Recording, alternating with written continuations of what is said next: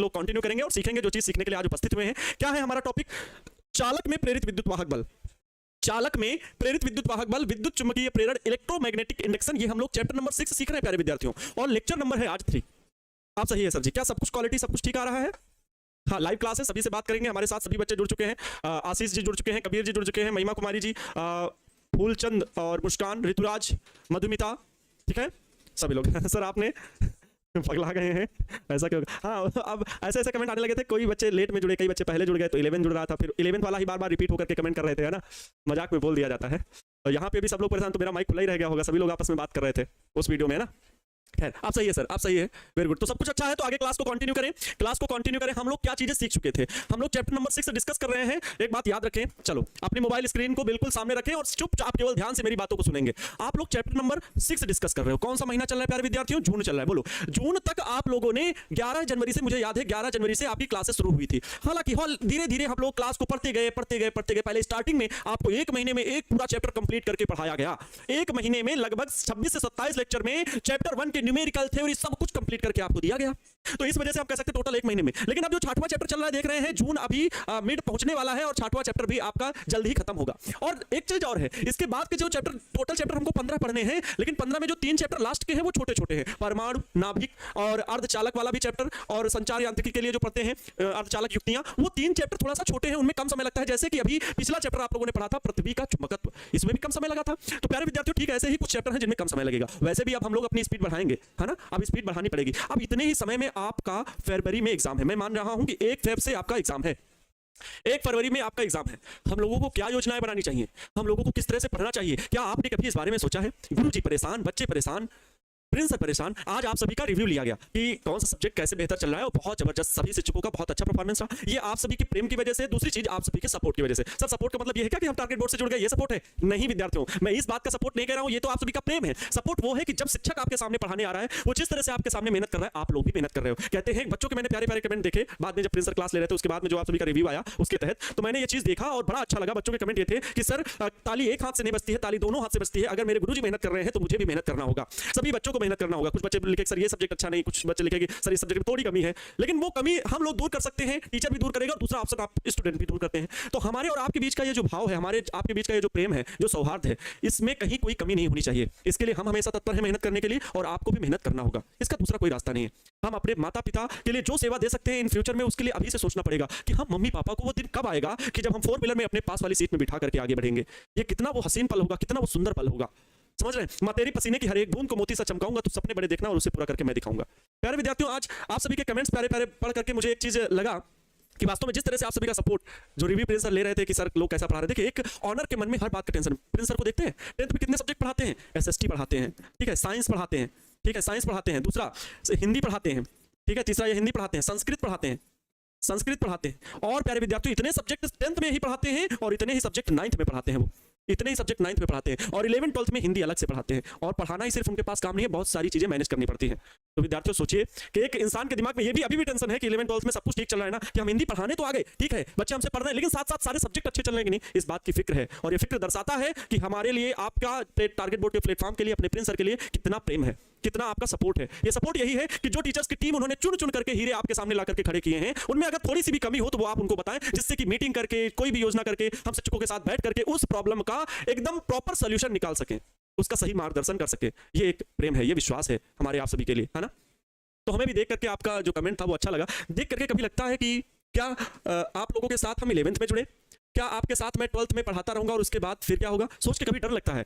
कभी लगता है कि हम बच्चों के लिए जब वो पल आ जाएगा कि एक टॉपर निकला और हम लोग मीटअप करेंगे, बुलाएंगे बच्चों को, मिलेंगे, मीटिंग जगह जगह पर गाँव में जाएंगे, तो कितना अच्छे वो पल होंगे। क्योंकि अभी तो हमें नहीं पता है कि आप किस जिले में, किस गाँव में, किस शहर में रह करके आप पढ़ रहे हैं। ये तो पता है कि हाँ बिहार के सारे बच्चे हैं, कुछ बच्चे झारखंड से, कुछ बच्चे यूपी से हैं, कुछ बच्चे बंगाल के भी बच्चों को मुझे कमेंट है सर मैं बंगाल से जुड़ा हूँ, सिर्फ आपकी वजह से सर जुड़ा हूँ, बहुत अच्छा लगता है सर पढ़ना, आपका पढ़ाना। तो ये आपका सपोर्ट ही तो हुआ कि आप जब एक शिक्षक के प्रति प्रेम करने लगते हैं, का मतलब है कि उसके व्यवहार से, उसके पढ़ाने के तरीकों में आपको अच्छा लगने लगता है, तो आपके मन में एक प्रेरणा जागृत होती है कि मुझे भी पढ़ना है।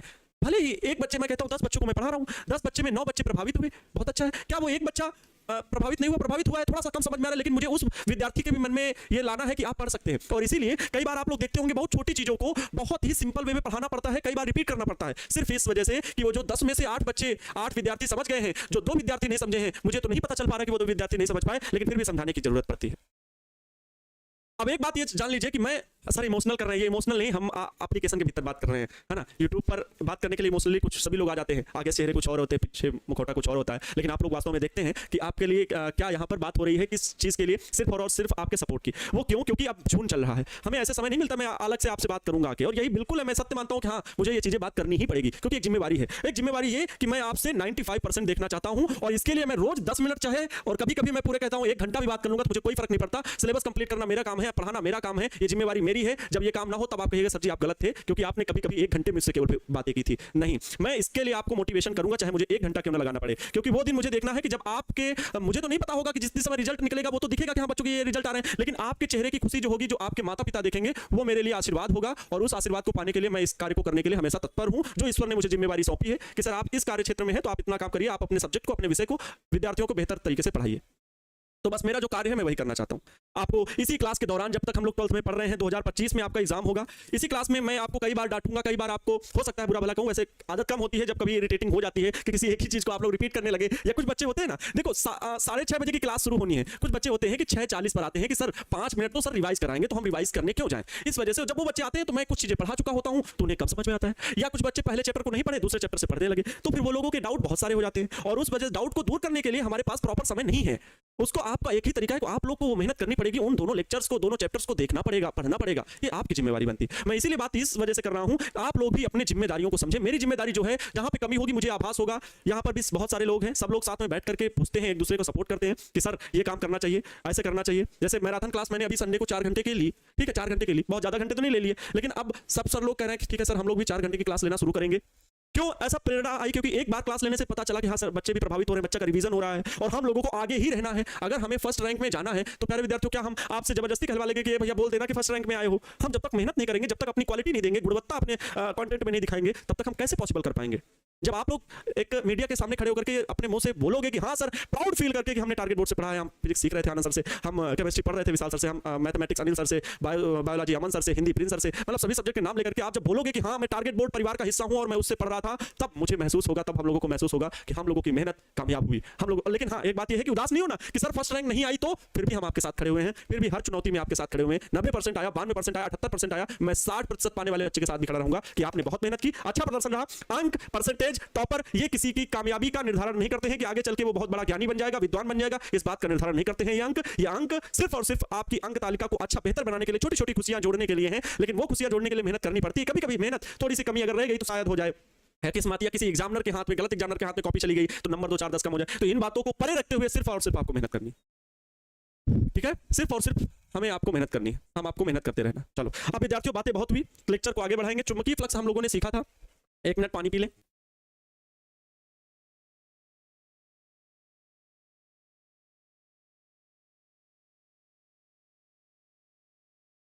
ठीक है, हाँ तो विद्यार्थियों चलो अब पढ़ना शुरू करेंगे। आप सभी से निवेदन है कि सिर्फ और सिर्फ क्लास में कंसंट्रेट कीजिएगा, और हम लोग जबरदस्त तरीके से अब सीखेंगे सारी बातें जो चीजें आप लोगों को पढ़ाई जा चुकी हैं। विद्युत चुम्बकीय प्रेरण पढ़ रहे हैं, इलेक्ट्रोमैग्नेटिक इंडक्शन, जिसमें हमने पार्ट फर्स्ट में ही आपको सिखा दिया था। इसमें इलेक्ट्रिसिटी और मैग्नेट से कुछ इंड्यूस हो रहा है, कुछ प्रोड्यूस हो रहा है, अर्थात विद्युत और चुंबक का एक ऐसा कॉम्बिनेशन जिससे कुछ चीजें बन रही हैं। और मैंने इंट्रोडक्शन लेक्चर में आपको बताया था कि इसी चैप्टर की वजह से, इसी कॉन्सेप्ट की वजह से, फैराडे सर की वजह से विद्युत जनरेटर, विद्युत मोटर, ऐसे इंस्ट्रूमेंट, ऐसे यंत्र हम सबके बीच में आए, है ना। चुंबकीय फ्लक्स क्या होता है बहुत अच्छे से समझाया कि सर फिर से मुझे जैसे पढ़ाने में दिक्कत नहीं है तो आपको समझने में क्या दिक्कत है। कुछ बच्चों को लगता है सर फिर बार बार रिपीट कर रहे हैं, कभी नहीं होना चाहिए। अगर किसी भी विद्यार्थी के मन में आता है तो सोच लीजिए गुरु जी को वही चीज बार बार पढ़ाने में, उसी चेहरे में स्माइल रखते हुए पढ़ाने में उनको क्या दिक्कत नहीं होती होगी कि सर को तो पता है, सर क्यों बार बार बता रहे। मैं उन सभी विद्यार्थियों को ध्यान में रखते हुए, क्योंकि आपके बीच में बहन भाई वो भी हैं जो शायद बाद में जुड़े हैं, तो उनको भी दिक्कत हो। यही ऑनलाइन एजुकेशन का कमाल है, और बहुत बेहतर बात है कि आपके मन में बार बार बात भेजी जा रही है। अच्छा, छोटा सा क्षेत्रफल है, छोटा सा एरिया है, 3 विद्युत बल रेखाएं निकली, तो हम कहेंगे इससे गुजरने वाला फ्लक्स 3 है। मैंने कहा अगर एरिया बढ़ा दिया और इससे फिर चुंबकीय बल रेखाएं बहुत सारी निकल गई, इससे चुंबकीय बल रेखाएं बहुत सारी निकल गई, 1, 2, 3, 4, 5, तो इससे गुजरने वाला फ्लक्स 5 भी बराबर कितना है, 5 है। ये क्या है? ये चुंबकीय बल रेखाएं हैं। यही चुंबकीय क्षेत्र को बनाती हैं। ये चुंबकीय क्षेत्र हुआ, यहाँ पे भी चुंबकीय क्षेत्र, एरिया इसका छोटा था, इसका एरिया बड़ा, बड़ा एरिया है तो बड़ी चुंबकीय क्षेत्र रेखाएं निकली, छोटा एरिया था तो कम चुंबकीय बल रेखाएं निकली। अर्थात जो चुंबकीय फ्लक्स है वो चुंबकीय क्षेत्र और एरिया दोनों पर निर्भर करता है और इन दोनों सदिशों के डॉट गुणनफल के बराबर होता है। तो यहाँ पर phi b = ba cos theta सूत्र पूरा आता है, ये चीज मैंने सिखाई थी, है ना। तो परिभाषा क्या बोलते हैं, किसी भी बंद पृष्ठ से अभिलंबोत गुजरने वाली चुंबकीय बल रेखाओं की संख्या की माप को चुंबकीय फ्लक्स कहते हैं। इसे phi b से प्रकट करते हैं। इसका मात्रक क्या होता है, वेबर होता है। सीजीएस मात्रक में इसका मात्रक क्या होता है, मैक्सवेल होता है। ये चीज याद रखेंगे, मैक्सवेल होता है। या फिर एसआई पद्धति में और भी एक मात्रक पढ़ सकते हैं, वेबर को ना बोल करके। बी चुंबकीय क्षेत्र का मात्रक टेस्ला और ए क्षेत्रफल का मात्रक मीटर, तो मीटर स्क्वायर, तो टेस्ला मीटर स्क्वायर भी इसका मात्रक होता है। चलते हैं आगे बढ़ते हैं। फैराडे के विद्युत चुंबकीय प्रेरण के नियम कितने हैं टोटल, 2 हैं, ये हम लोगों ने सीखे थे। प्रथम नियम क्या सीखा था, जिसको एक लाइन में बस बता दीजिए, एक लाइन में बता दीजिए। बहुत अच्छा प्रयोग था। फैराडे सर ने क्या किया, एक गैल्वेनोमीटर धारा मापी लेकर के इससे 2 तार निकाले, मतलब परिपथ में जोड़ने के लिए। ये एक 2 फेरों वाली कुंडली, 5 फेरों वाली कुंडली, 20 फेरों वाली कुंडली, एक ही फेरा लपेट दिया, कोई दिक्कत नहीं है, जैसा हो, इसमें इससे कोई फर्क नहीं पड़ता। तो इसके सिरों में क्या किया, इसके सिरों को जोड़ दिया और फिर इसके पास में क्या लाए, एक मैग्नेट लाए, नॉर्थ पोल साउथ पोल कोई भी है, उसको इसके जब नजदीक लाए और रोके हुए हैं तो क्या इसमें प्रेरित विद्युत वाहक बल उत्पन्न हुआ, नहीं। अगर लाए ऐसे लेकर के आए धीरे धीरे और यहीं पर रोके हुए हैं तो क्या विद्युत वाहक बल प्रेरित हुआ, नहीं। जब हम दौड़ाएंगे, अपेक्षिक गति कराएंगे, तब विद्युत वाहक बल प्रेरित होगा। यही उन्होंने कहा फैराडे सर ने कि अगर हम रोक देंगे तो विद्युत वाहक बल प्रेरित नहीं होगा। क्यों नहीं प्रेरित होगा, क्योंकि चुंबकीय फ्लक्स में परिवर्तन नहीं होगा। सर चुंबकीय फ्लक्स में परिवर्तन होता कैसा है, सर चुंबकीय फ्लक्स है क्या, तो बच्चों ये है कि जो लूप बन रहा है उससे जो चुंबकीय बल रेखाएं, ये 5 उंगलियां चुंबकीय बल रेखाएं जो निकल रही हैं, जब नजदीक होगा तो बहुत सारी चुंबकीय बल, जब ये चुंबक नजदीक गया तो बहुत सारी चुंबकीय बल रेखाएं निकली। अब देखो ये अंगूठा शायद जब नजदीक दूर ले जाएंगे तो चुंबकीय बल रेखाएं कम होने लगेंगी, चुंबकीय बल रेखाएं क्या होने लगेंगी, कम होने लगेंगी। इसका मतलब फ्लक्स बढ़ भी रहा है, घट भी रहा है। अगर हम चुंबक को ऐसे ऐसे ही दौड़ाते रहें तो इसमें चुंबकीय फ्लक्स में परिवर्तन होता रहेगा और जब चुंबकीय फ्लक्स में परिवर्तन होता रहेगा तो इसके सिरों पर प्रेरित विद्युत वाहक बल बनता रहेगा। यही कहते हैं फैराडे अपने प्रथम नियम में कि जब तक परिपथ से बद्ध चुंबकीय फ्लक्स में परिवर्तन होता है, चुंबकीय फ्लक्स में परिवर्तन होता है, चुंबकीय फ्लक्स में परिवर्तन होता है, तभी तक परिवर्तन होता है, तभी तक कुंडली के या परिपथ के सिरों, कुंडली के सिरों पर, तभी तक कुंडली के सिरों के बीच विद्युत वाहक बल को मैं 60 में लिख दे रहा हूं, ईएमएफ इलेक्ट्रोमोटिव फोर्स, ईएमएफ प्रेरित होता है। क्योंकि हेडिंग आप लोग लिख चुके हो, बस मैं आज रिवीजन करा रहा हूं, प्रेरित होता है मतलब जब तक फ्लक्स में परिवर्तन तभी तक क्या होगा, ईएमएफ इलेक्ट्रोमोटिव फोर्स बनता है। सर इलेक्ट्रोमोटिव फोर्स क्यों आवश्यक है, इलेक्ट्रोमोटिव फोर्स इसलिए आवश्यक है, विद्युत वाहक बल, विद्युत वाहक, मोटिव मतलब क्या होता है, वाहक, वाहक मतलब ले जाने वाला, चालक है एक, ले जाने वाला एक वाहन है, ले जाने वाला वाहन। आप लोग वाहन ढूंढते हो कि नहीं, सर साधन मिलेगा कि नहीं मुजफ्फरपुर से पटना के लिए, बिल्कुल मिलता है। ठीक वैसे ही विद्युत वाहक बल वह भौतिक राशि है जो परिपथ में उपस्थित मुक्त इलेक्ट्रॉनों को दौड़ाने के लिए, चलाने के लिए आवश्यक होता है। यह एक प्रकार का कार्य है। यह क्या करता है कि इस तार में, इस कुंडली में जो भी मुक्त इलेक्ट्रॉन है उन्हें दौड़ाने लगता है, जिससे परिपथ में धारा प्रवाहित होने लगती है। इसे बोलते हैं प्रेरित धारा। बात समझ गए, बहुत ही आसान भाषा में आप समझ गए होंगे।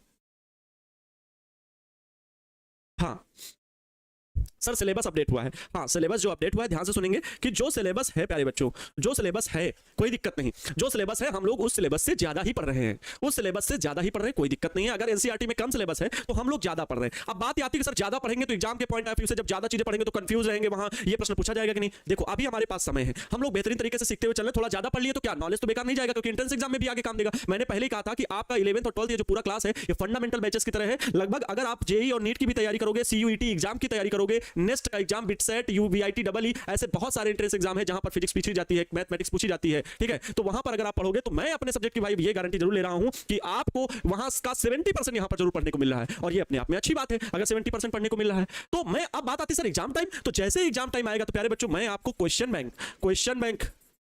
बैंक सॉल्यूशन प्राप्त करवाऊंगा, जिसमें से इंपॉर्टेंट क्वेश्चन की बात करूंगा। फिर आपके जो एग्जाम में प्रश्न बन सकते हैं इसी सिलेबस के अकॉर्डिंग, जो सिलेबस अपडेट हुआ है उसी के अकॉर्डिंग पढ़ाना शुरू करूंगा, उसी के अकॉर्डिंग ही क्वेश्चन करवाऊंगा। लेकिन पहले पूरा सिलेबस एक तरफ से कंप्लीट कर लो, पहले पूरा सिलेबस एक तरफ से कंप्लीट कर लो। और इस बात का देख लीजिएगा कि इस अभी तक कोई भी यूट्यूब पर मैंने देखा, पिछले साल में रिसर्च किया, ज्यादा थोड़ा बहुत देखने को मिला, लेकिन ज्यादा नहीं मिला है। लेकिन मैं आपको ज्यादा लेकर के प्यारे बच्चों मॉडल पेपर आपको कराऊंगा, मॉडल पेपर आपको कराऊंगा। और ये मॉडल पेपर सर क्या होते हैं, मॉडल पेपर होता है बोर्ड परीक्षा का प्रतिदर्श प्रश्न पत्र, हिंदी में बोलते हैं प्रतिदर्श। प्रतिदर्श सर क्या है, पहले ही जैसे परीक्षा में प्रश्न बनते हैं 5 नंबर के, 2 नंबर के, 1-1 नंबर के, वैसे ही 70 ऑब्जेक्टिव, वैसे ही आपके 20 प्रश्न 2 नंबर वाले, वैसे ही आपके 6 प्रश्न 5 अंक वाले आपको मॉडल पेपर प्रोवाइड कराऊंगा, जिसमें से आप अपना क्वेश्चन पीडीएफ भेजा जाएगा, पीडीएफ से अपने आप को सॉल्यूशन लगा करके बिल्कुल देखना कि हम एक एक क्वेश्चन को लिख लेना, देख देख करके लिखना, कोई दिक्कत नहीं, लेकिन फिर उन प्रश्न को तैयार करना। 110% गारंटी लेता हूं कि 90% से आपको कोई रोक नहीं सकता है, 90% के रोक नहीं। ये लेकिन योजना दिमाग में रात भर दिन भर सोने नहीं देती है।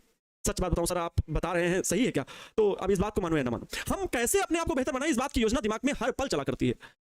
वो ये आपके अंदर भी होगी, ऐसा मैं ये नहीं कि मैं ही कह रहा हूं, आपके भीतर भी होगी कि सर मैं कैसे 90% अंक प्राप्त करूं, और ये होना ही चाहिए। अगर इनोवेशन नहीं कर रहे हो, इनोवेशन का मतलब समझ रहे हो, किसी चीज का जैसे आविष्कार करना होता है ना, रिसर्च, ठीक वैसे इनोवेशन होता है कुछ नया सोचना कि कैसे तरीके से हम पढ़ाई करें कि हम ये टॉपर बने, हम कैसे तरीके से आपको पढ़ाएं मॉडल पेपर, जो कोई नहीं लेता है, कोई नहीं लेता है। मैं आपको model paper, guest paper proper करवाऊंगा वैसे ही। और ये जब आपके पास पहुंचेंगे, आपके पास पीडीएफ पहुंचेगा वो मॉडल पेपर के, 10 मॉडल पेपर भेजेंगे, 10 ही मॉडल पेपर को एकदम रट डालो, साफ कर डालो एक एक क्वेश्चन। मैं कह रहा हूं 90% कहीं गए ही नहीं, उन 10 मॉडल पेपर से कहीं अलग से प्रश्न बनने वाला है ही नहीं। और वो 10 मॉडल पेपर में इतनी रिसर्च से बनाऊंगा कि जो 5-5 अंक वाले प्रश्न हो वो फंस ही जाए, वो आ ही जाए आपके एग्जाम में। इस बात का एश्योरेंस मैं देता हूं। लेकिन इस बात को अगर आपके सामने रख रहा हूं तो इसके लिए समझना कि हाँ सर, अब तो मजा आएगा कि मॉडल पेपर कोई नहीं कराता, बट सर आप अगर मॉडल पेपर करवा देंगे ना तो हम लोगों के एग्जाम का डर मन से खत्म हो जाएगा। क्योंकि हाई स्कूल छोटे लेवल का एग्जाम है, हम जानते हैं, हाई स्कूल का पेपर दे चुके हो। हाई स्कूल ऐसी प्रथम कड़ी होती है कि बोर्ड एग्जाम देके आपको आभास आने लगता है कि बोर्ड एग्जाम की वैल्यू क्या है। लेकिन जब आप 12th में बैठोगे तो इतने बड़े सिलेबस को याद करके बैठना अपने आप में बड़ा डिफिकल्ट होता है, बड़ा कॉन्फिडेंस को लूज करने वाला होता है। लेकिन वहीं अगर मॉडल पेपर सॉल्व कर ले, अरे 10 मॉडल पेपर सॉल्व किए, सिनट होके कहोगे कि हमारे गुरुजी ने 10 मॉडल पेपर सॉल्व कराया है, मुझे कोई दिक्कत नहीं। अब अगर एग्जाम हॉल में प्रश्न आएगा तो मुझे लगेगा कि मैं वही मॉडल पेपर सॉल्व कर रहा हूं, मैं वही मॉडल पेपर सॉल्व कर रहा हूं जो गुरुजी ने मुझे सॉल्व कराया था, और उनमें से कोई प्रश्न अलग है, इससे मतलब नहीं। लेकिन आपने जो तैयारी की उन मॉडल पेपर को सॉल्व करने के लिए, आपने देखा, खुद को आजमाया, मॉडल पेपर के प्रश्न जब पढ़ोगे तो पहले खुद से देखोगे कि ये प्रश्न आता है कि नहीं आता है। जब नहीं आएगा तो नोट्स में देखोगे, जो हमने आपको भेजे हैं उन नोट्स में देखोगे ये प्रश्न ऐसे लिखा हुआ है, अच्छा, फिर उनको लिखोगे। 10 मॉडल पेपर, बस 10 मॉडल पेपर तैयार कर लेना, पूरे के पूरे वाट लगा दोगे प्रश्न के। अभी से पढ़कर सर 95% ला सकते हैं, बिल्कुल ये आप पर निर्भर करता है। लेकिन क्योंकि आप कहोगे सर आप पर निर्भर, क्या आप पर निर्भर नहीं करता, मुझ पर निर्भर करता है, इसीलिए मैंने जनवरी से शुरू किया था, ठीक है, इसीलिए मैंने जनवरी से शुरू किया था। और अगर आप पर निर्भर करना है तो फिर आपको वो जनवरी वाले लेक्चर्स पूरे अभी तक कंप्लीट करने पड़ेंगे। बात समझ गए? ये बात वही बात है कि ताली दोनों हाथ से बजती है। चले नेक्स्ट, द्वितीय नियम क्या है? द्वितीय नियम हम लोगों ने क्या कहा था भाई, कि किसी भी चालक के यही कुंडली जो बनाए, इसमें जो प्रेरित विद्युत वाहक बल है, इसका परिमाण कितना होगा, इसका मान किसके बराबर होता है? फैराडे सर ने अपने दूसरे नियम में बताया कि भाई जो विद्युत वाहक बल प्रेरित हो गया ना, इसका जो मान है वो चुंबकीय फ्लक्स में परिवर्तन की दर के अनुक्रमानुपाती होता है। चुंबकीय फ्लक्स में परिवर्तन की दर के अनुक्रमानुपाती होता है, मतलब जितने समय में कितना फ्लक्स परिवर्तन हो रहा है उसका मान ये बताएगा, विद्युत वाहक बल के परिमाण को बताएगा। जब अनुक्रमानुपाती का चिन्ह हटाते हैं तो एक नियतांक आता है माइनस के डी फाई अपान में dt। ये जो माइनस के आया है तो इसमें से जो k है, k का मान जो होता है, k का मान हर एक पद्धति के लिए कितना होता है? k बराबर 1 होता है हर एक मात्रक पद्धति के लिए। तो e बराबर माइनस डी फाई अपान में dt आता है। सर ये ऋण चिन्ह क्या दर्शाता है? मैंने ये बताया था, क्या बताया था कि ऋण चिन्ह, चलो एक बार कमेंट करके लिखो सभी लोग कमेंट करके लिखो कि ऋण चिन्ह क्या दर्शाता है। ऋण चिन्ह यह दर्शाता है कि ये जो विद्युत वाहक बल है, प्रेरित विद्युत वाहक बल, ये सदैव चुंबकीय फ्लक्स में परिवर्तन का विरोध करता है, सदैव चुंबकीय फ्लक्स में परिवर्तन का विरोध करता है। सर विरोध करने का मतलब क्या है? इसीलिए ऋणात्मक चिन्ह है। सर ऋणात्मक चिन्ह मतलब जब घटता है चुंबकीय फ्लक्स, उसके लिए क्या? आपके मन में कई सारे प्रश्न होंगे, इसका जवाब देखो। जब चुंबक नजदीक आता है तो चुंबकीय, ये जो कुंडली दिख रहे हैं, इससे गुजरने वाले फ्लक्स में क्या होती है? वृद्धि होती है, फ्लक्स बढ़ जाता है, क्योंकि फ्लक्स चुंबकीय बल रेखाएं बढ़ जाती हैं तो चुंबकीय फ्लक्स का मान बढ़ जाता है। तब ये कुंडली में जो प्रेरित धारा है, जो प्रेरित विद्युत वाहक बल है, वो चुंबक से एक तरह से कह लो, दोनों आदमी कहते हैं कि अब भैया फ्लक्स में परिवर्तन ना करो, अब विरोध करते हो। तो विरोध करने के लिए क्या करते हैं अपने गुण में? विरोध करने के लिए कुंडली क्या करती है? ये इसका जो इस तरफ का भाग है, जिस तरफ नॉर्थ पोल आ रहा है, वो अपने आप ऑटोमेटिक क्या बन जाता है? North pole. प्यारे विद्यार्थियों बन जाता है, क्या बन जाता है? नॉर्थ पोल बन जाता है अपने आप। तो जब नॉर्थ पोल बन जाएगा कुंडली का, तो जो चुंबक नजदीक जा रहा है, अब नॉर्थ पोल क्या करेगा? उसको प्रतिकर्षित करेगा। नॉर्थ पोल क्या करेगा? उसको प्रतिकर्षित करेगा। तो नॉर्थ पोल चुंबक दूर हटने लगेगा। प्रतिकर्षण का मतलब क्या होगा? भाई तुम दूर जाओ, बस आप फ्लक्स ना बढ़ाओ, आप फ्लक्स ना बढ़ाओ। लेकिन जैसे ही चुंबक दूर जाने लगा, फिर से इसकी प्रकृति चेंज हो गई और अपने आप ये धारा की दिशा भी बदल गई, धारा की दिशा इधर हो गई और इसका साउथ पोल बन गया। जैसे ही साउथ पोल बना, अब जैसे ही फ्लक्स में परिवर्तन होते होते कम होने लगा फ्लक्स, क्योंकि चुंबक दूर जा रहा है, तो चुंबक को आप कहते हैं भाई हम साउथ पोल बन गए, तुम नॉर्थ पोल, तुम पास आओ, फिर से फ्लक्स बढ़ाओ, अब फ्लक्स में कमी ना करो, अब फ्लक्स में कमी ना करो। ये है, ये चिन्ह यही दर्शाता है, सदैव, हमेशा, ऑलवेज क्या करता है? ये दर्शाता है कि जो विद्युत वाहक बल, प्रेरित विद्युत वाहक बल है, वो चुंबकीय फ्लक्स में जो चेंज हो रहा है उसका विरोध ही करता है। बढ़ेगा तो कहेगा कम हो जाओ, घटेगा तो कहेगा बढ़ जाओ। किसी भी बात में खुश नहीं है ना, किसी भी बात में खुश नहीं। बात समझे? किसी भी बात में दिक्कत हो तो बताओ। परिवर्तन का विरोध, वेरी गुड। चलो ये चीज हम लोग पढ़ चुके थे। प्रेरित धारा की भी गणना कर ली थी हमने, आपको सूत्र बता दिया था, I is equal to V upon में R से। है ना, v इक्वल टू आर, तो e अपान में आर, e अपान में आर, तो e की वैल्यू अभी क्या देखी, माइनस डी फाई अपान में dt, तो माइनस डी फाई अपान में dt इंटू का आर, डी फाई की वैल्यू थोड़ा सा phi two minus phi one कर लो, फ्लक्स में जो परिवर्तन होता है, अंतिम फ्लक्स माइनस प्रारंभिक फ्लक्स, प्रेरित धारा की गणना भी सीखी थी, प्रेरित आवेश की भी गणना सीखी थी, q बराबर i dt से, dt छोटे समय अंतराल के लिए, i की वैल्यू अभी देखा ही, क्या लिखते हैं, डी फाई अपान में dt इंटू आर, इंटू का ये वाला dt लिख दो, dt से dt बर्बाद हो गया, डी फाई अपान में आर आ गया। कल सीखे थे, बड़े आसान से होते हैं। देखो जब आपके दिमाग में चीजें याद होने लगेंगी, प्रैक्टिस करोगे, पढ़ के निकल गए, क्लास खत्म कर लिया, तो फिर आपके दिमाग में ज्यादा लंबे समय तक बातें नहीं रहेंगी। कॉपी और पेन लेकर के बैठना होगा। कुछ बच्चों की मुझे ये कमेंट अच्छे लगते हैं कि सर आप जितना पढ़ाते हैं मैं नोट करता हूं, जितना आप पढ़ाते हैं मैं नोट करता हूं डेली का डेली, क्लास में जो नोट हो जाता है मैं बाद में नोट करता हूं। कुछ बच्चे तो ये कहते हैं कि सर जितना आप नोट्स भेजते हैं ना, जो मैं बाद में आपको चैप्टर खत्म होने के बाद पीडीएफ भेजता हूं, सर मैं उसको बिल्कुल अपने नोट्स में लिखता हूं, अपने हैंड रिटन में, क्योंकि मेरे पास पैसे नहीं कि मैं उसकी फोटो कॉपी निकलवा लूं, और लेकिन मैं हेडिंग वाइज पूरा लिखता हूं। और फिर वो ये भी बोले कि सर उस पूरे नोट्स को लिखने में जब गुरुजी के हाथ दर्द नहीं हुए तो मेरे हाथ क्यों दर्द होंगे। ठीक है, बहुत अच्छी बात है। हालांकि मुझे पता है आप सभी को 5 से 6 सब्जेक्ट पढ़ने हैं, 5 से 6 सब्जेक्ट पढ़ने हैं, बर्डन ज्यादा है, लेकिन परीक्षा भी आपको देनी है। लेकिन उस एक सब्जेक्ट के हिसाब से ये लगता है कि सर हमें तो 6 सब्जेक्ट पढ़ने, लेकिन जो आपको ये कंटेंट पूरा पढ़ाया मिला जा रहा है, इसके लिए गुरुजी ने कितनी मेहनत कर ली होगी, हमें नहीं, मतलब जितने भी गुरुजी हैं सभी शिक्षकों को मेरे दिन में हमेशा सम्मान रहता है, क्योंकि गुरुजी एक ऐसे किसी का आशीर्वाद लग जाए, तो कोई भी हो, किसी भी प्लेटफॉर्म के हो, वो लोग कितनी मेहनत करते हैं, एक टीचर कोई भी, हम भी पढ़ते हैं, है ना, तो वो शिक्षक लोग कितनी मेहनत करते हैं कंटेंट लाने के लिए, तो उनके पास भी तो मेहनत है। मतलब ये नहीं सोचा जाइए, कभी बच्चे निगेटिव थिंकिंग लेते हैं कि सर आप लोग तो एक ही सब्जेक्ट पढ़ाते हैं, एक ही, तो हम लोग 6 सब्जेक्ट पढ़ेंगे, ये कौन सा नियम है, ऐसा नहीं होता है, गलत बात होती है ना। चलो खैर अच्छी बात है। देखो एक चीज और है, जो अगर आप नोट करने में बहुत ज्यादा समय दे रहे हैं तो पढ़ेंगे कब, इस बात के लिए आपको मैं बता दूं, ये आप पर निर्भर करता है। नोट आप बनाएं, अच्छी बात है, इससे आपकी राइटिंग इंप्रूव होगी, और जब राइटिंग अच्छी बनेगी तभी अच्छे मार्क्स आएंगे, ये बात हमेशा लिख लो, तभी आपके अच्छे मार्क्स आएंगे, क्योंकि जो राइटिंग होती है बहुत ज्यादा आप डिपेंड करती है नंबर कितने अच्छे आएंगे। तो राइटिंग को सुधारने के लिए आपको लिखना पड़ेगा, लिखेंगे तो लिख के याद करना होता है, इसलिए मैं कहता हूं पहले नोट्स को पढ़ लें और फिर खुद हेडिंग लिखें, और साथ साथ में खुद डेरिवेशन करते हुए चलें, इसी से, क्योंकि लिखकर याद करना सबसे बेहतरीन काम होता है। चलो ठीक है, आगे बढ़ते हैं। लेंज का नियम बता दिया था, ये वही परिवर्तन का विरोध करता है। क्या भाई, नॉर्थ पोल है तो नॉर्थ पोल अगर इसके नजदीक आ रहा है चुंबक के नॉर्थ पोल, तो ये भी नॉर्थ पोल ही बन जाता है, ये भी क्या होता है, नॉर्थ पोल बन जाता है। लेकिन ये कब, जब पास में आ रहा हो चुंबक, जब पास में आ रहा हो। लेकिन यही से जब अगर चुंबक क्या हो, दूर हो, जब चुंबक दूर जा रहा हो, जब चुंबक ये नजदीक आ रहा है, जब चुंबक दूर जा रहा हो, दूर जाए, ठीक है, ये पास आए और जब दूर जाए, जब चुंबक दूर जाएगा तो अपने आप यही कुंडली का ये क्या बन जाएगा, साउथ पोल बन जाएगा। लेंज ने यही कहा कि सदैव ये कुंडली परिवर्तन का विरोध करती है, चुंबकीय फ्लक्स में परिवर्तन का विरोध करती है। ठीक है, क्लियर। सर फिजिक्स का टाइम 7 बजे ही कर दिए। सर मैं शॉर्ट नोट्स बनाती हूं, बहुत अच्छी बात है। जो बच्चे शॉर्ट नोट्स भी बनाते हैं बिल्कुल अच्छी बात है, लेकिन मैं उनसे ये कहूंगा शॉर्ट नोट्स में क्या, केवल जैसे ये देखिए शॉर्ट नोट्स की तरह ही है। लेंज का नियम अभी जो मैं रिवीजन करता हूं तो शॉर्ट नोट्स की तरह है, पास में लाएं चुंबक, क्योंकि आपको थ्योरी तो दिमाग में इसमें पढ़नी है या नोट्स में लिखी हुई है पूरी की पूरी स्टेटमेंट लाइन, जैसे कि मैंने कल लिखा था। लेकिन अभी क्या है, ये शॉर्ट नोट्स है, हेडिंग लिखा, एक हेडिंग जरूर शॉर्ट नोट्स में होनी चाहिए, हेडिंग लिखिए और ये लिख लीजिए। जिसमें बहुत बड़ा डेरिवेशन, सर उसका शॉर्ट नोट्स कैसे बनता है, तो हेडिंग लिखिए, केवल सूत्र लिख लीजिए जो बाद में, और सूत्र की इंपॉर्टेंट चीजें लिख लीजिए कि इसमें ये सिंबल का क्या मतलब है, इस चिन्ह का क्या मतलब है, वो चीज लिख लेंगे तो वो ज्यादा कारगर होगी। चलो अब पढ़ते हैं, अभी हमारे पास समय है बिल्कुल आधे घंटे का समय, एकदम प्रॉपर। आज की चर्चा करते हैं। देखो आज क्लास थोड़ी सी डिस्टर्ब हुई थी, लेकिन आप लोगों के सपोर्ट ने मुझे बिल्कुल अच्छा कर दिया, फील अच्छा करा दिया। देखो लाइव क्लास मेरे लिए प्रॉपर, आपके आनंद सर के लिए, आपके गुरुजी, आपके एंजॉय सर के लिए, मुझे लगता है मेरे सामने सभी विद्यार्थी जी। क्या आपको भी ऐसा महसूस होता है कि सर आप हमारे सामने होकर के पढ़ा रहे हैं? क्या आपको भी ऐसा लगता है? जब अभी क्लास जब 6:30 बजे शुरू हुई तो मुझे लगा कि मेरी क्लास आज खराब हो जाएगी और मुझे बड़ा दुख हो रहा था, इसलिए मैं एकदम इरिटेट सा हुआ कि बताओ मेहनत करने के बाद क्लास खत्म हो जाएगी, अब कल तक का 24 घंटे का इंतजार करना पड़ेगा। इस बात ने थोड़ा सा मुझे अफसोस किया, थोड़ा सा दुख दिया और कह सकते हैं डिमोटिवेशन भी किया। लेकिन जैसे ही आप लोगों की जब 7 बजे का शेड्यूल मैंने कहा नहीं ठीक 7 बजे से क्लास होनी चाहिए, कैसे भी करके क्लास शुरू होनी चाहिए, तो 7 बजे क्लास लगी और शुरू हुई। लेकिन फिर जब आप लोग जुड़ते गए, जो प्यार दिखता गया, इससे मुझे लगा कि भाई अब बिल्कुल अच्छा स्वतंत्र फील कर रहे हैं, मजा आ रहा है समझाने में, समझाने में, सीखने में, सिखाने में, है ना।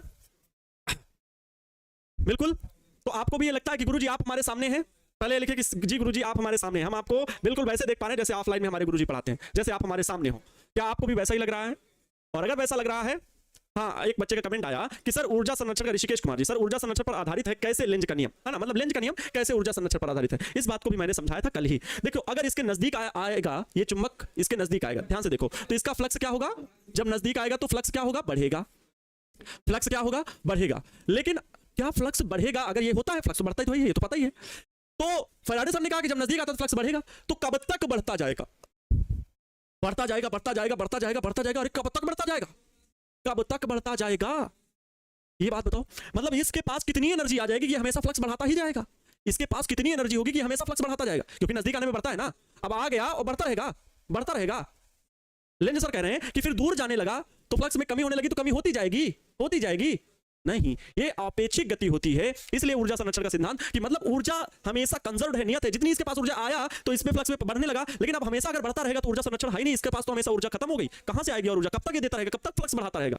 इसलिए क्या आप बताया कि फ्लक्स में परिवर्तन के लिए फ्लक्स में परिवर्तन होता है और वह उस जो विद्युत वाहक बल प्रेरित हुआ है वह उसी कारण का विरोध करता है जिससे स्वयं उत्पन्न हुआ है। इसलिए लेंज का नियम ऊर्जा संरक्षण पर आधारित है। लेंज का नियम ऊर्जा संरक्षण पर आधारित है। ठीक है, चलो बच्चों, अब आपको मैं आज सिखाने वाला हूं जादू। आज आपको सिखाऊंगा जादू। ये बोतल देख रहे हैं? अरे बॉटल की चर्चा क्यों सर कर रहे हैं? बॉटल नहीं, ऐसे समझाओ।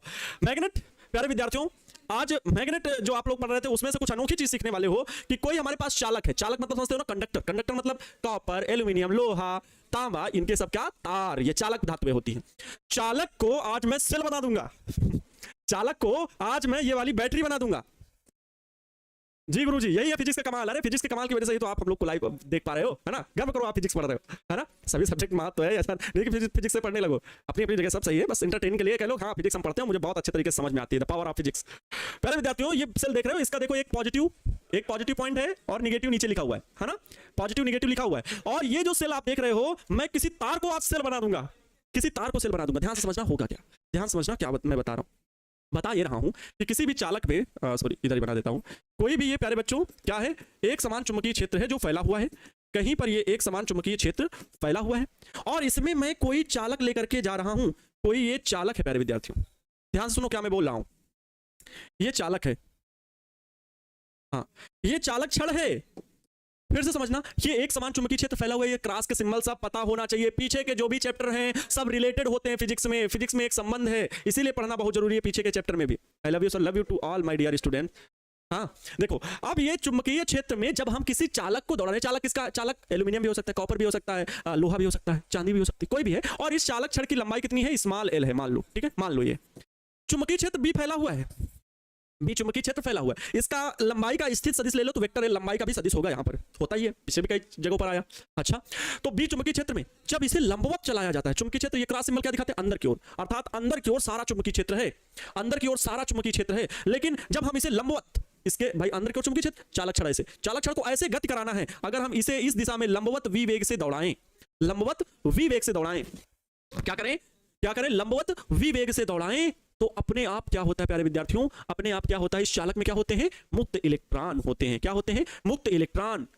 तो जो मुक्त इलेक्ट्रॉन होते हैं वो धनावेशों के विपरीत बल लगता है, चुंबकीय बल कार्य करेगा। देखो, जब कोई गतिमान आवेश, यहां पर आवेश भी तो चालक में उपस्थित है, मुक्त इलेक्ट्रॉन उपस्थित है, चालक में मुक्त इलेक्ट्रॉन होते हैं। तो ये जो इसके भीतर उपस्थित है बहुत सारे मुक्त इलेक्ट्रॉन, जब ये चालक दौड़ाया गया वी वेग से इधर गया ये चालक, ध्यान से सुनना, तो इसमें मुक्त इलेक्ट्रॉन भी इधर दौड़े।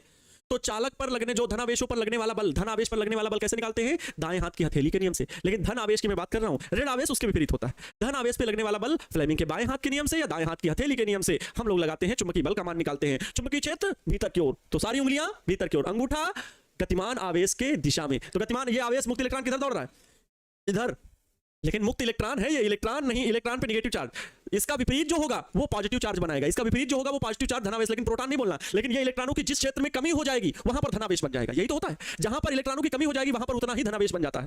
तो ध्यान समझना, इलेक्ट्रॉनों, लेकिन हम धनावेश पर लगने वाला बल देख रहे हैं। तो चलो, तो चुंबकीय क्षेत्र भीतर की ओर, अंगूठा वेग की दिशा में, चलो यहां पर धनावेश भी उपस्थित है मान लो। अच्छा, तो बल किधर लग रहा है? ऊपर की ओर। अर्थात प्यारे विद्यार्थियों, सारा का सारा जो पॉजिटिव चार्ज है वो कहां है? ऊपर की ओर सब चला जाता है। जबकि जब ये गति करता है चालक, तो इलेक्ट्रॉन इसके विपरीत दिशा में, इलेक्ट्रॉन इसके विपरीत दिशा में, इलेक्ट्रॉन की दिशा जो होती है वो इसके विपरीत होती है। सारा का सारा इलेक्ट्रॉन नीचे चलाता है, अर्थात नेगेटिव चार्ज सब कुछ नीचे आ जाता है। ये बन गया एक सेल।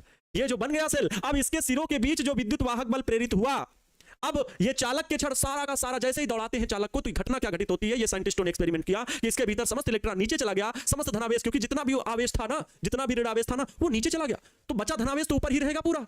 तो धनावेश ऊपर रखा हुआ है, नीचे पूरा ऋणावेश है। अब एक पॉजिटिव हो गया, एक निगेटिव हो गया। तो प्यारे विद्यार्थियों बताओ ये क्या बन गया? एक सेल बन गया। और सेल के सिरों के बीच क्या होता है? विद्युत वाहक बल, इलेक्ट्रोमोटिव फोर्स सेल का होता है, लिखा होता है। हमने बताया भी था सेल का विद्युत वाहक बल क्या होता है, E बराबर W/Q। बोलो तीसरे चैप्टर में सिखाया गया था कि नहीं सिखाया गया था? यस सर, सिखाया गया था। लेकिन यहां पर जो चालक के सिरों का विद्युत वाहक बल है, E बराबर वो होगा BVL। हालांकि इनके बीच कोण, यहां पर तो कोण 90 डिग्री का है, बी चुंबकीय क्षेत्र और वी के बीच कितने डिग्री का कोण है? 90 डिग्री का कोण ही है, इसलिए यहां पर साइन थीटा भी होता है, बी साइन थीटा, लेकिन थीटा का मान 90 डिग्री, साइन 90 की वैल्यू 1, इसलिए साइन थीटा लिखते नहीं। यही होता है प्रेरित विद्युत वाहक बल चालक के सिरों के बीच। लेकिन कब? जब हम चालक को गति करा रहे थे। एक समान चुंबकीय क्षेत्र में किसी चालक के सिरों पर प्रेरित विद्युत वाहक बल इस ईएमएफ को, ये कैसा है? इलेक्ट्रिक मोटिव फोर्स कैसा है? लेकिन गतिमान है। ये कैसा है? गति करता हुआ। ये चालक गति करता जा रहा है, तो इसलिए इसे मोशनल इलेक्ट्रिक मोटिव फोर्स बोलते हैं। इसे क्या बोलते हैं प्यारे विद्यार्थियों?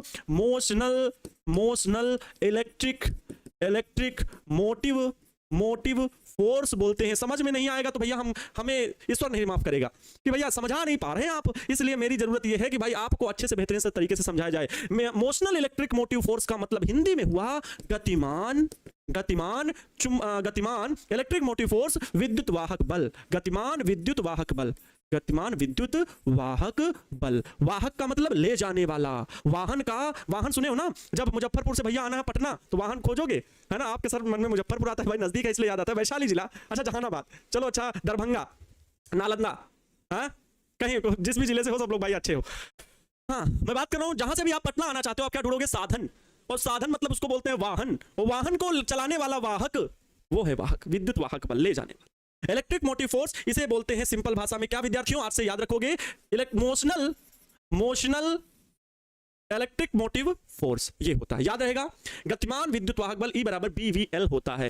कॉन्सेप्ट क्या था? ये था। सर आपने तो बड़ी तगड़े से डेरिवेशन कर दिया, ये आया कैसे? इस सूत्र को प्राप्त करिए सर, तभी तो मजा आएगा।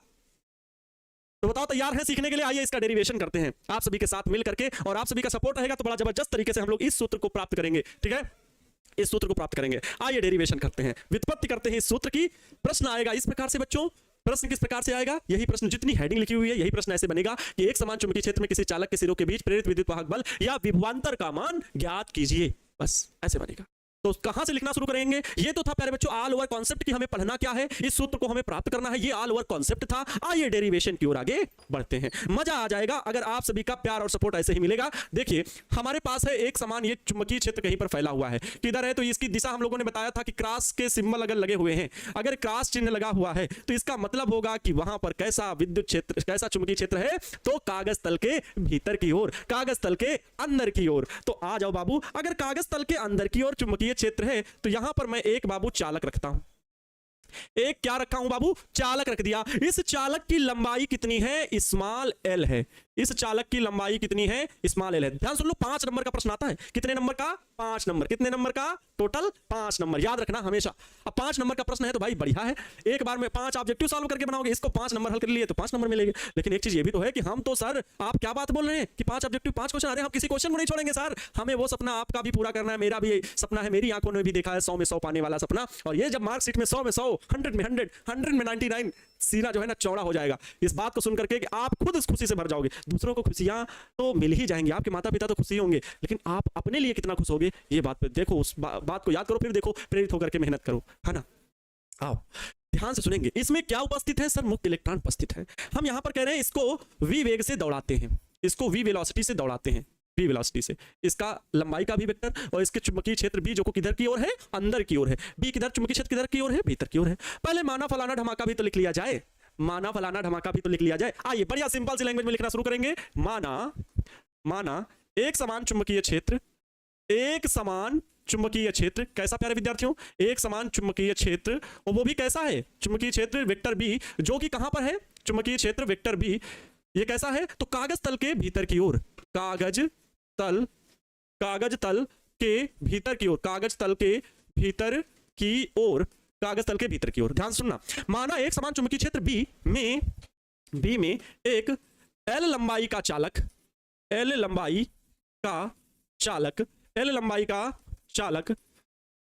का चालक वी वेग से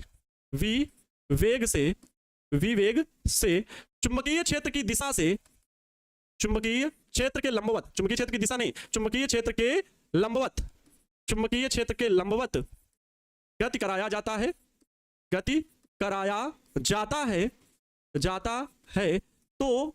तो क्या होता है प्यारे विद्यार्थियों? चालक के सिरों के बीच, तो चालक के सिरों के बीच, कौन से सिरे? चालक के सिरे हो गए, ये मान लो हो गया जे सिरा और ये सिरा हो गया के, ठीक है। तो चालक के सिरों जे एंड के, ठीक है, जे एंड के। तो चालक के सिरों जे और के क्यों माना सर, ए बी क्यों नहीं माना? देखो बी चुंबकीय क्षेत्र वगैरह भौतिक राशियां हैं, तो इस वजह से कहीं कंफ्यूज ना हो जाओ कि बी सर कोई सिरा वाला तो नहीं, इसलिए मैंने जे के मान लिया। तो चालक के सिरों जे एंड के, चालक के सिरों के बीच विद्युत वाहक बल, विद्युत वाहक बल, इसको देखो शॉर्टकट में लिख देता हूं, कोई दिक्कत तो नहीं। विद्युत वाहक बल प्रेरित हो जाता है, अभी बताया मैंने ये चीज, प्रेरित हो जाता है, जिसकी हमें गणना करनी है, जिसकी गणना करनी है, जिसकी गणना करनी है। अगर आप इतनी भाषा लिख करके आप बढ़ोगे ना आगे, जब भी डेरिवेशन करोगे, तो मैंने देखो आपके सामने हमेशा लैंग्वेज लिखी है डेरिवेशन की। क्यों?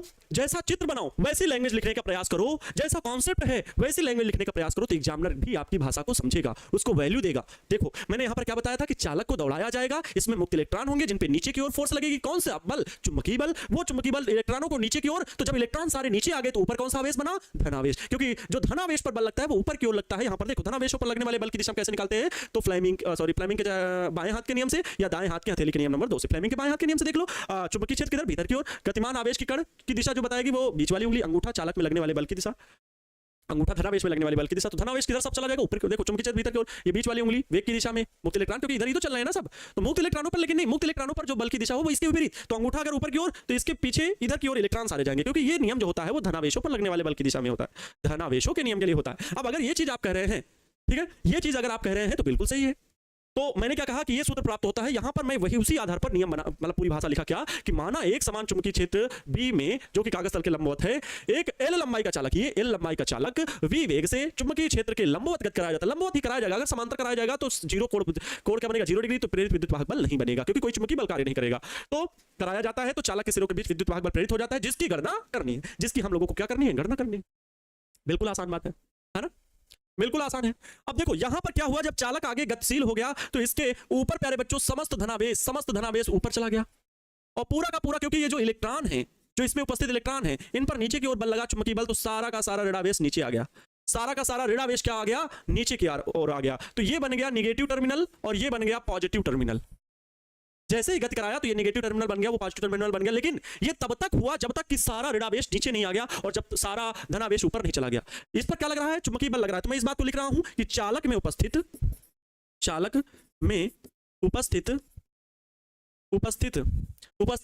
धनावेशों, चालक में उपस्थित मुक्त इलेक्ट्रॉनों पर कार्यरत, चालक में उपस्थित मुक्त इलेक्ट्रॉनों पर कार्यरत चुंबकीय बल Fm नीचे की ओर तथा धनावेशों पर ऊपर की ओर चुंबकीय बल कार्य करता है, ऊपर की ओर चुंबकीय बल कार्य करता है। अब अगर चुंबकीय बल कार्य करता है तो कितना कार्य करता है भाई? Fm, कार्यरत चुंबकीय बल, ठीक है। चुंबकीय बल कितना, वो वैल्यू निकाल रहे हैं। चुंबकीय बल Fm बराबर QVB sin थीटा, गतिमान आवेश पर लगने वाला बल याद करें, QVB sin थीटा, लेकिन थीटा यहां पर कितना? 90 डिग्री, तो QVB sin थीटा, तो ये केवल हो जाएगा QVB। इसको आप प्यारे विद्यार्थियों क्या मान लेंगे? इक्वेशन नंबर 1, क्योंकि इसकी हमें जरूरत पड़ेगी। या फिर ये वाला मानो, या फिर आगे एक स्टेप बढ़ा लो, यहां पर ये भी लिख सकते हो Fm बराबर, ये sin 90 वैल्यू 1 आई ना, तो QVB, इसको समीकरण नीचे लिख करके मानो तो ज्यादा अच्छा रहेगा। समीकरण नंबर 2, ये चुंबकीय बल QVB का मान आया, समीकरण नंबर 2 बन गया, इतना आया चुंबकीय बल। अब ध्यान सुनना, जब समस्त धनावेश ऊपर चला गया, समस्त ऋणावेश नीचे आ गया, तो चालक के सिरों में ऊपर धनावेश नीचे ऋणावेश, तो चालक के सिरों के बीच स्थिर वैद्युत बल भी लगेगा, क्योंकि एक तरफ धनावेश एक तरफ ऋणावेश, तो इनके बीच भी क्या लगने लगेगा? वैद्युत बल लगने लगेगा। इस बात को लिखना पड़ेगा, आगे लिख रहे हैं। देखो चालक में चुंबकीय बल के प्रभाव में, ऐसा लिख सकते हो। बहुत अच्छा शब्द, जितने अच्छे शब्द लिखोगे उतने अच्छे नंबर एग्जामिनर देगा, जितने अच्छे शब्द लिखोगे उतने ही अच्छे नंबर एग्जामिनर देगा। क्या हुआ? ये जो घटना हुई किसके प्रभाव से हुई? चुंबकीय बल के प्रभाव से हुई ना, क्योंकि चुंबकीय क्षेत्र में हमने चालक को दौड़ाया, तो चुंबकीय बल के प्रभाव से इफेक्ट तो उसी का था ना, प्रभाव से चालक का समस्त धनावेश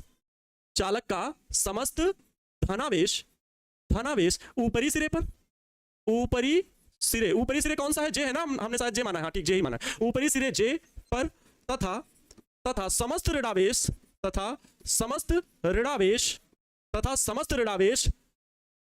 निचले सिरे कौन सा? के निचले सिरे पर आ जाता है, अब देखो, अब समस्त चालक धनावेश ऊपरी सिरे पर, समस्त ऋणावेश निचले सिरे पर, तो उनके बीच क्या कार्य करने लगता है? स्थिर वैद्युत बल कार्य करने लगता है। और जब तक भाई समस्त धनावेश नीचे आ जाता है, समस्त ऋणावेश ऊपर आ जाता है, सॉरी समस्त ऋणावेश नीचे आ जाता है और समस्त धनावेश ऊपर चला जाता है, तो इस वजह से इनके बीच स्थिर वैद्युत बल लगता है। और यह क्रिया जब तक चलती रहे, चुंबकीय बल का प्रभाव तब तक कार्य करता रहता है पूरा, कि जब तक कि सारा ऋणावेश नीचे ना आ जाए, अपने आप सारा धनावेश ऊपर पहुंच जाएगा। तो यह क्रिया तब तक चलती रहती है जब तक कि पूरा चुंबकीय बल ये स्थिति पर नहीं ला देता है। तो अब क्या होगा? अतः अब चालक के सिरों के बीच, चालक के सिरों कौन से? जे एंड के, चालक के सिरों के बीच विद्युत वाहक बल प्रेरित, चालक के सिरों के बीच क्या हो जाता है? चालक के सिरों के बीच स्थिर वैद्युत बल कार्य करता है। स्थिर विद्युत बल कार्य करने लगता है, कार्य करने लगता है। अतः कार्यरत विद्युत बल कितना होगा? कार्यरत विद्युत बल क्या होगा? कार्यरत विद्युत बल कैपिटल F बराबर FE, ये विद्युत बल की वैल्यू होती है। FE बराबर क्या होगा? QE वैद्युत क्षेत्र के पदों में FE इक्वल टू QE होगा। FE इक्वल टू QE समीकरण 2 मान लो। समीकरण 1 व 2 से संतुलन की अवस्था में क्या होगा कि जो वैद्युत बल है वो चुंबकीय बल के बराबर होगा। जितना चुंबकीय बल का प्रभाव था, उसी चुंबकीय बल के प्रभाव ने वैद्युत बल बना दिया, और वो जो वैद्युत बल का मान है वो चुंबकीय बल के बराबर होगा संतुलन की अवस्था में। संतुलन की अवस्था से क्या है? संतुलन की अवस्था यह है कि जितना इलेक्ट्रॉन नीचे आना था आ गया, जितना धनावेश ऊपर जाना था चला गया, इसके बाद अब इलेक्ट्रॉन ना आएंगे ना जाएंगे, तो ये होगी संतुलन की अवस्था। ठीक है, तो संतुलन की अवस्था में FM बराबर FE। तो समीकरण 1 व 2 से क्या होगा भैया? समीकरण 1 व 2 से FM क्या था? कितना है? QVB बराबर, इसकी वैल्यू क्या है? Q कैपिटल का E है, Q ने Q को मारा तो E बराबर बचा BV। E बराबर क्या बचा? BV। अब जरा याद करो, चालक के सिरों के बीच अगर विभवांतर कितना हो? V हो। यदि इसको मैं फिर से लिख दे रहा हूं, ये चीज क्या था? QVB बराबर ये समीकरण 2 QE, Q ने Q को मार दिया तो E बराबर बचा है BV। अब लिख रहा हूं कि यदि चालक के सिरों के बीच प्रेरित विद्युत वाहक बल कैपिटल E या कैपिटल E बोलो या स्मॉल e बोल सकते हो, कोई दिक्कत नहीं है, स्मॉल e भी बोल सकते हैं। विद्युत वाहक बल स्मॉल e या विभवांतर V हो, या विभवांतर भी बोल सकते हो, विभवांतर स्मॉल v नहीं अब लिखना, कैपिटल V लिखना, V हो तो क्या हो जाएगा बाबू? स्मॉल ई बोलो या कैपिटल वी बोलो, तो प्रेरित विद्युत वाहक बल अगर ये है तो हम लोग वैद्युत क्षेत्र का एक सूत्र पढ़े हैं। विद्युत क्षेत्र का सूत्र विभवांतर के पदों में कैपिटल ई बराबर वी अपान में एल, या इसे ही विद्युत वाहक बल के पदों में स्मॉल ई अपान में एल लिख सकते हो। क्या लिख सकते हो? स्मॉल ई बटे एल से। अब ये सूत्र अगर ई की जगह पर वी अपान में एल, ये ई क्या है? विद्युत वाहक बल, स्मॉल ई बटे एल कैपिटल ई की जगह पर लिखोगे तो ये कैपिटल ई इक्वल टू जो बी वी है, इस जगह पर क्या लिखना है? स्मॉल ई अपान में एल बराबर बी वी, और एल उधर चला जाएगा तो ई बराबर बी वी एल बन जाएगा। ये क्या है? प्रेरित विद्युत वाहक बल है। ये क्या है? विद्युत वाहक बल। विद्युत वाहक बल है जिसे हम लोग आज सीख रहे थे। विद्युत वाहक बल अगर कोण थीटा हो, बी और वी के बीच क्या हो? कोण थीटा हो। यदि बी तथा वी के बीच कोण थीटा हो तो क्या हो जाएगा? E बराबर B V L sine theta हो जाएगा। B V L sine theta हो जाएगा, ये सूत्र हो जाएगा। इतने क्या? वोल्ट। विद्युत वाहक बल का मात्रक क्या होता है? वोल्ट। खुद से जवाब आना चाहिए। विद्युत वाहक बल का मात्रक क्या होता है? यदि चालक के सिरों के बीच विद्युत वाहक बल, विद्युत क्षेत्र। ठीक है, चलो समझ में आ गया होगा। इसको थोड़ा सा रिपीट कर लेना एक बार, जिसको ना समझ में आया हो। वैसे मैंने बहुत अच्छे तरीके से समझा दिया। डेरिवेशन था, बहुत ज्यादा डेरिवेशन नहीं है। देखो लिखना थोड़ा सा लैंग्वेज ज्यादा लिखनी थी, लेकिन डेरिवेशन बड़ा आसान था। डेरिवेशन बहुत आसान था, समझ गए होंगे। अगर ये बात समझ गए हैं तो अब कल की क्लास में हम लोग नेक्स्ट टॉपिक पढ़ेंगे इसी से संबंधित आगे। तो आज विदा लेते हैं। बहुत बहुत शुक्रिया, आभार आप सभी का। ऐसे ही क्लास में मेहनत करते हैं, जबरदस्त तरीके से सीखते हैं। कल की क्लास मिलेंगे इसी जोश ऊर्जा और जुनून के साथ। तब तक खुश रहें, मस्त रहें और दूसरों को भी खुश रखने का पूरा प्रयास करें। जय हिंद, वंदे मातरम।